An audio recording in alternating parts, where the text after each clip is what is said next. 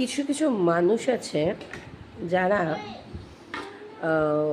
ফেসবুকে ভাইরাল হয়ে গেলে যাদের followers viewers subscriber etcetera etcetera যা যা বলে সেগুলো যখন একটু বেশি হয়ে যায় তো তাদের মাটিতে পা পড়ে না, তারা নিজেদেরকে মনে করে আসমান কি পরি। হ্যাঁ, বান্নান বান্নান মানে বান্দর মনে করে। তো আসমান কি, হ্যাঁ বান্নান। তো এরকম কিছু কিছু মানুষ আছে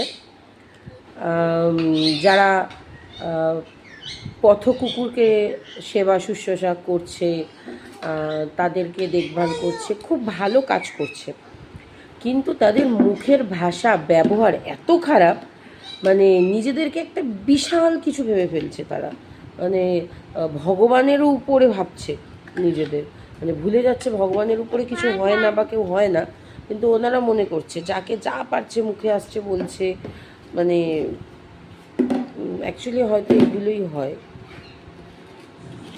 কি যেন একটা কথা আছে না, বাপের কালে নেই তো চাষ, ধানকে বলে দুব্বা ঘাস।